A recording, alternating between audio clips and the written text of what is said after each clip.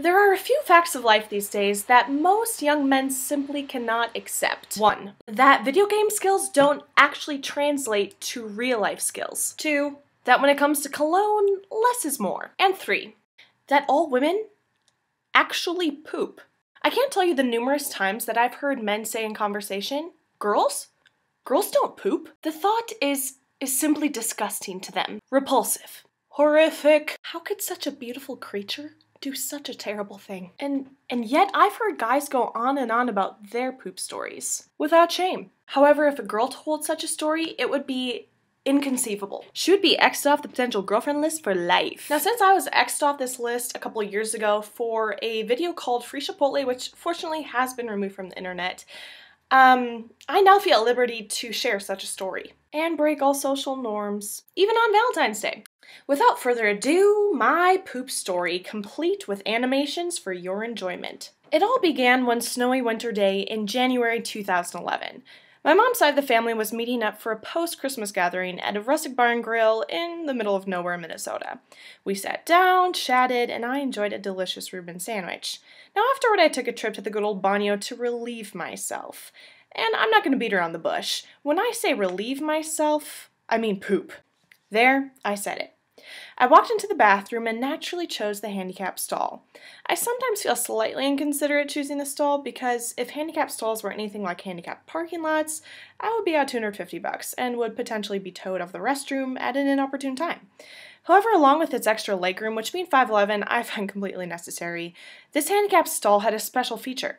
A sign by the toilet lever which read, "Hold down." Will do, I thought, and I went about my business.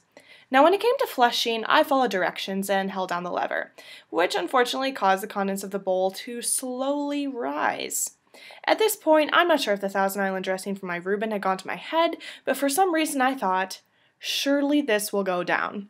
After all, old bar and grill restrooms have their quirks, right? So I went back to my table and socialized some more with the fam. My grandparents had brought a card game, and we played a few rounds, some good old-fashioned family bonding. About an hour later, everyone starts packing up to go home. We're about to leave, and my mom asked me if I have to go to the bathroom before a 2.5-hour drive back.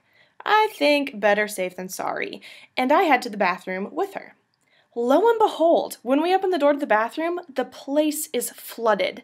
Now, I don't want to exaggerate, but I would say water was covering at least 83.6% of the floor, and the hold-down toilet was making haunting, gurgling noises. After about 5 seconds of shock, my mom went into crisis management mode as she approached the situation much like a scene from Titanic. "We must get help," she said. "Come with me." We went to someone working behind the bar, and my mom informed her that a toilet had overflowed and that the bathroom was flooding. The gruff, middle-aged employee looked like she had already had a rough day. "Are you kidding me?" she said, visibly angered by the news.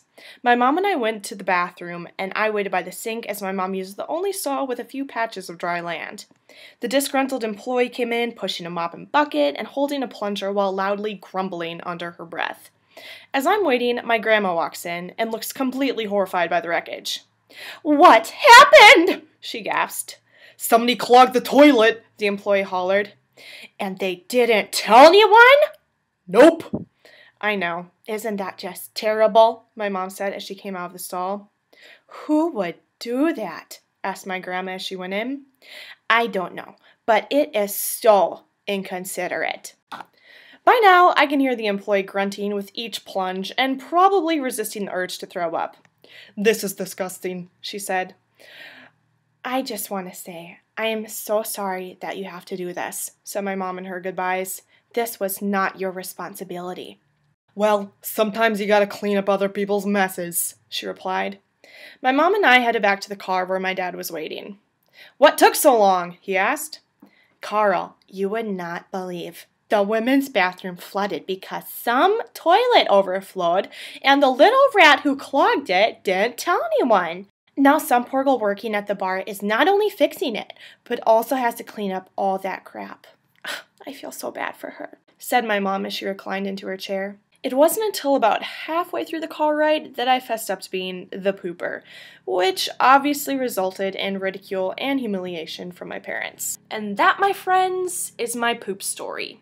Don't look at me differently.